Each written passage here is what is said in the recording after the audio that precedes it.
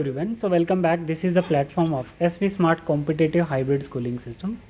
बच्चे आज हम लोग क्लास 12th बायोलॉजी का चैप्टर नंबर 7 देख रहे हैं, ठीक है, जिसमें हम लोग ह्यूमन हेल्थ एंड डिजीज़ का पार्ट 6 देख रहे हैं, ठीक है। और एनसीईआरटी का आज का टॉपिक होगा एक्टिव एंड पैसिव इम्यूनिटी, ठीक है। बहुत इंपॉर्टेंट है, आपके board NEET point of view से बहुत इंपॉर्टेंट है।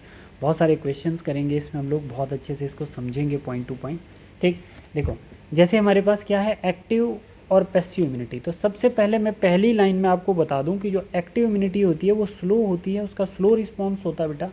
और जो आपकी पैसिव इम्यूनिटी होती है उसका रिस्पॉन्स जो होता है बच्चे वो कैसा होता है, उसका फास्ट रिस्पॉन्स होता है, ठीक है। तो पहला पॉइंट आपको ये क्लियर करना है कि फास्ट रिस्पॉन्स किसका है, पैसिव इम्यूनिटी का, और स्लो किसका है, एक्टिव इम्यूनिटी का, ठीक है बच्चे।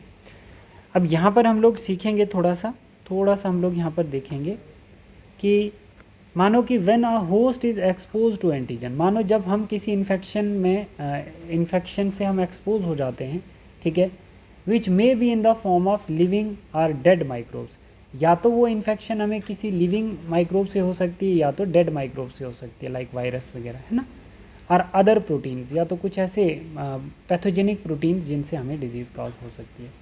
तो इसके लिए हमारी बॉडी क्या करती है बच्चे, एंटीबॉडी प्रोड्यूस करेगी। होस्ट क्या करेगा बेटा, एंटीबॉडीज प्रोड्यूस करेगा in the form of B lymphocyte, ठीक है बच्चे, in the form of B lymphocyte. अब इसमें हमने क्या देखना है, this type of immunity is called active immunity, ठीक है बच्चे। मतलब किसी पैथोजन के अगेंस्ट हमारी बॉडी जब एंटीबॉडी प्रोड्यूस करती है in the form of B lymphocytes, है ना, this type of immunity is called active immunity, ठीक है बेटा, ठीक है। Active immunity is slow and take time to give its full effective response. देखो मैं आपको यहाँ पे बताता हूँ, इसका थोड़ा सा पॉइंट यहाँ पे बताता हूँ। जो एक्टिव इम्यूनिटी होती है बच्चे कैसी होती है, स्लो होती है, because active immunity depends on antibody, ठीक है। जो एक्टिव इम्यूनिटी होती है वो डिपेंड किस पे होती है, एंटीबॉडी पे। स्लो है, क्या स्लो है इसका, एंटीबॉडी प्रोडक्शन प्रोसेस स्लो है इसका।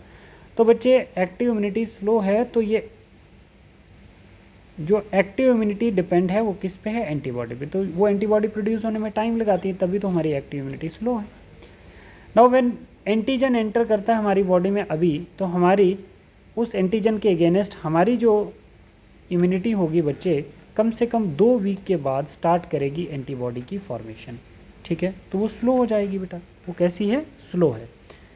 इसीलिए यहाँ पे क्या बोल रहा है, यहाँ पे क्या बोला जा रहा है कि active immunity is slow and take time to give full effective response. किसी एंटीजन के अगेंस्ट अगर रिस्पॉन्स शो करना है तो थोड़ा टाइम लगाएगी। तो इसमें इसके एडवांटेजेस क्या है, एडवांटेजेस ऑफ एक्टिव इम्यूनिटी क्या है, लॉन्ग लास्टिंग इम्यूनिटी होती है, ठीक है, लाइफ टाइम इम्यूनिटी होती है। जैसे बच्चों को वैक्सीन करवाते हैं, फिर पूरी लाइफ तक उनकी बॉडी में कोई डिजीज़ नहीं आ पाती, लाइक जैसे चिकन पॉक्स आ गया, ये वायरल डिजीज़ है। जब क्या हुआ था कि फर्स्ट इनकाउंटर किया था इस वायरल डिजीज़ ने ह्यूमन में, ठीक है, तो ह्यूमन इन्फेक्टेड हो गया था, बट बॉडी ने क्या कर लिया था, मेमोरी क्रिएट कर ली थी इसकी, है ना। कोई आया था बॉडी में, इन्फेक्शन क्रिएट कर लिया था, इसकी मेमोरी क्रिएट कर ली थी हमारी बॉडी। जब सेम वायरस ने सेकंड इनकाउंटर किया तो बॉडी ने बहुत सारे एंटीबॉडी प्रोड्यूस किए, और उन एंटीबॉडी की हम क्या बात करते हैं, इन्होंने मेमोरी क्रिएट कर लिया, बॉडी ने मेमोरी क्रिएट कर ली। अब जब एंटीबॉडी की एक मेमोरी क्रिएट कर देती है हमारी बॉडी, तो फिर दोबारा वो डिज़ीज़ रिपीट नहीं हो सकती है। समझ आए बच्चे, ठीक है। तो यही चीज़ होती है कि अब जैसे ऐसा नहीं है कि ये वायरस जो है ये ख़त्म हो गया होगा, ये जो वायरस है चिकन पॉक्स का ये ख़त्म अभी भी तो है, बट बॉडी क्या करती है, इसके अगेंस्ट मेमोरी क्रिएट कर लेती है ना। कैसे, क्योंकि ये फर्स्ट टाइम भी इनकाउंटर किया था और तब तो डिजीज़ काज कर गया था, बट दोबारा से बॉडी ने इसके अगेंस्ट मेमोरी क्रिएट कर ली है। Full effective response infecting the microbe deliberately during immunizations or infectious organisms gaining access into body during natural infection induce active immunity, ठीक है। देखो इसी को हम लोग क्या बोलेंगे बच्चे, एक्टिव इम्यूनिटी बोलेंगे। तो एक्टिव इम्यूनिटी वो होती है जो पैथोजेंस के अगेंस्ट काफ़ी टाइम बाद, मतलब एटलीस्ट 2 वीक के बाद एंटीबॉडी बनाना शुरू करती है, ठीक है।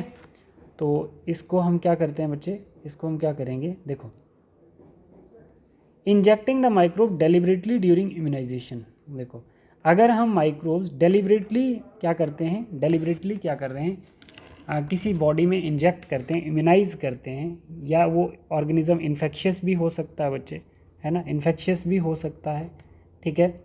तो माइक्रोब जो वायरस है ना, gaining access into body during natural infection, ठीक है।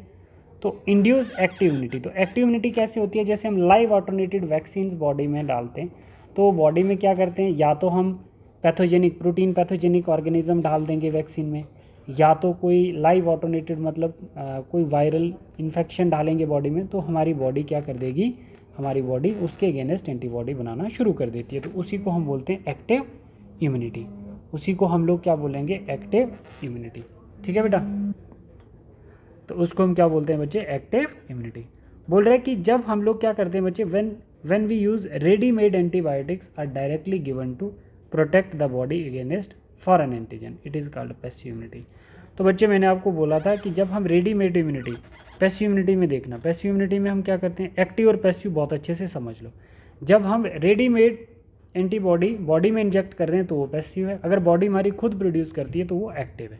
मानो ये कोई इंसान है, इसकी बॉडी में पैथोजन एंटर कर गया तो हमारी बॉडी प्रोड्यूस कर रही है एंटीबॉडी, तो ये हमारी एक्टिव इम्यूनिटी होगी। बट किसी ह्यूमन के अंदर एंटीजन एंटर कर रहा है, हमारी बॉडी को एंटीबॉडी बाहर से इंजेक्ट करनी पड़ रही है, वो हमारी पैसिव इम्यूनिटी। इसका रिस्पॉन्स जो होता है, इसका रिस्पॉन्स हमारा स्लो होता है, बट इसका रिस्पॉन्स बहुत फास्ट होता है, ठीक है, ठीक है बेटा, ठीक। तो देखो इसको मैं आपको बताता हूँ कि कैसे। Do you know why mother milk is considered very essential for the newborn infant, क्यों? The yellowish fluid colostrum secrete by mother during initial day of the lactation has abundant antibodies to protect the infant। इसका मतलब क्या हुआ कि mother के milk में IgA antibody होती है। जब मदर बच्चे को, इन्फेंट को फीड कर रही होती है तो ये एंटीबॉडी ट्रांसफ़र कर देती है मदर अपने बच्चे में, ठीक है। तो आप बोल सकते हैं कि ये एंटीबॉडी फिर बच्चे को क्या प्रोवाइड करती है, एक पैसिव इम्यूनिटी प्रोवाइड करती है।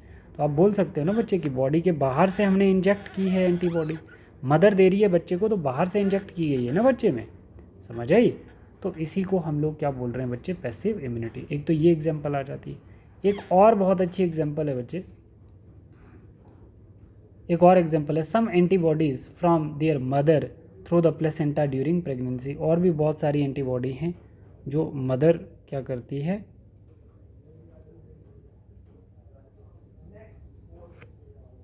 ट्रांसफ़र करती है फीटस में, ठीक है।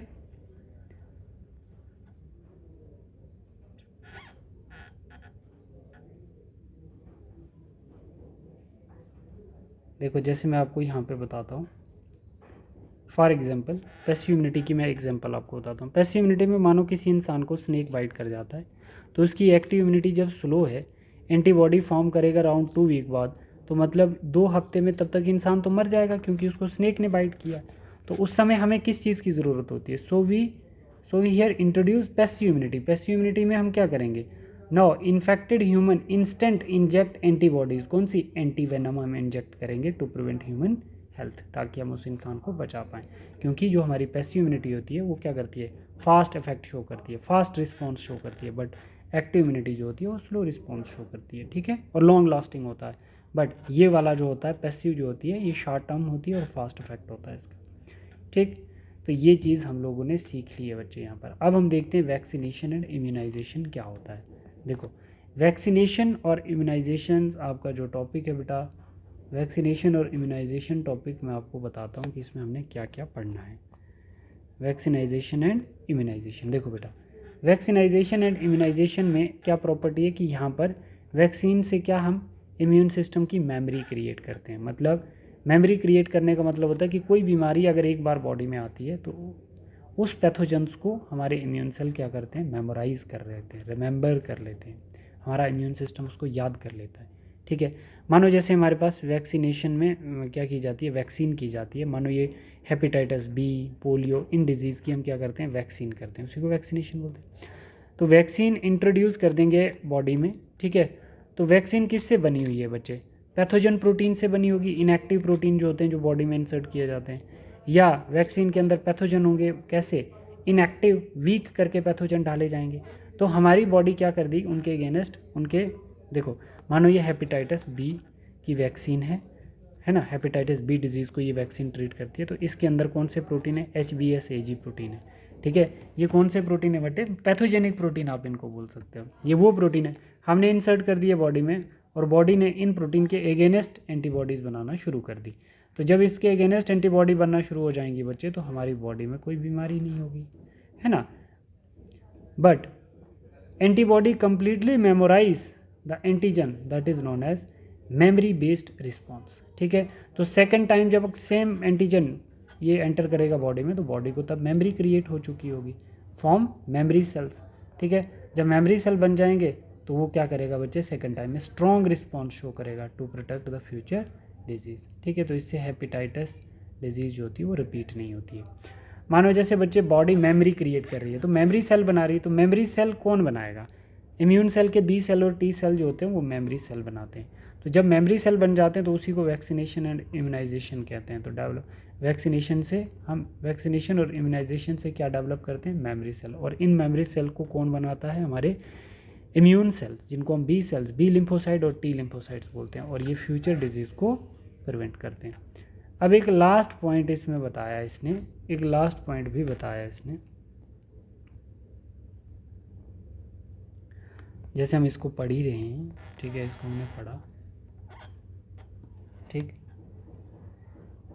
एक बारी ज़रा इसको आप लोग रीड करना।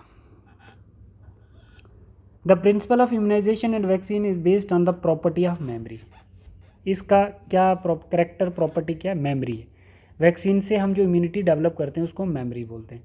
The immune system in vaccination preparation of antigenic protein of pathogens, है ना, इनएक्टिवेटेड वीकेंड पैथोजेंस, इनको हम वैक्सीन में डालते हैं, or introduce to the body of humans. The antibody produce in the body against these antigens, antibody antigens के अगेंस्ट हमारी बॉडी प्रोड्यूस करना शुरू कर देगी वैक्सीन इंसर्ट करने के बाद। Would neutralize the pathogenic agent during actual infections, ठीक है। The vaccine also generate memory cells, vaccine क्या जनरेट कर लेगी, मेमोरी सेल्स, जिनको बी सेल्स और टी सेल्स कहते हैं। रिकॉग्नाइज द पैथोजन क्विकली, और ये सेल क्या पैथोजन्स को क्विकली रिकॉग्नाइज कर लेंगे। Subsequent exposure and overwhelm the invader with massive production of antibody. कभी दोबारा अगर सेम पैथोजन एंटर करता है तो हमारी बॉडी इसको क्या कर लेती है बच्चे, क्या कर लेती है, इसको हमारी बॉडी मेमोराइज कर लेती है, और सेकंड टाइम में बहुत सारी एंटीबॉडी प्रोड्यूस कर देगी, ठीक है। If a person is infected with some deadly microbes in which quick immune response is required. मानो जैसे हमारी बॉडी में कोई डेडली इन्फेक्शन एंटर कर गए, डेडली माइक्रोब्स एंटर कर गए, तो हमारी बॉडी को क्विक इम्यून रिस्पॉन्स चाहिए। तो मानो अगर आज मेरी बॉडी इन्फेक्टेड हो रही है, तो मेरे एक्टिव इम्यूनिटी जो है वो 15 दिन बाद क्या बनाएगी, उसके अगेंस्ट एंटीबॉडी बनाएगी। तो मतलब उससे तो डेथ कर जाऊँगा मैं। इससे बेटर है कि मुझे क्या करना पड़ेगा, कोई डेडली माइक्रोब अगर एंटर करता है तो मुझे क्विक इम्यून रिस्पॉन्स के लिए रिक्वायर्ड होता है टेटनस। देखो टेटनस एक डिजीज़ है बच्चे, बैक्टीरियल डिजीज़ है, तो we need to directly inject the preformed antibody. तो मुझे पैसिव इम्यूनिटी क्रिएट करनी है ना बच्चे, मुझे डायरेक्ट एंटीबॉडी बॉडी को देनी पड़ेगी। अपनी बॉडी मेरी बॉडी कब बनाएगी उसका वेट नहीं करना, मुझे डायरेक्ट एंटीबॉडीज बॉडी को देनी है, उसको हम एंटीटॉक्सिन्स कहते हैं। Preparation containing antibody to toxin, ठीक है। मैं टेटनस की भी आपको एक एग्जांपल बताऊंगा। मानो कि किल चुभ जाता है, उसके साथ कोई माइक्रोब्स हो सकते हैं जो हमारी बॉडी को इन्फेक्ट कर सकते हैं, ठीक है। तो मैं बताता हूँ उसका क्या है। जैसे ये देख लो, बताना क्या है आप लोग यहाँ पे देख लो। मानो जैसे मेरे पास क्या है, एक टेटनस डिजीज़ है, उसका पैथोजन कोलेस्ट्रिडियम टेटनी है। ये नर्व को इफेक्ट कर देता है और बाद में डेथ भी हो जाती है, ठीक। तो इसका ट्रीटमेंट क्या है, पैसिव इम्यूनिटी।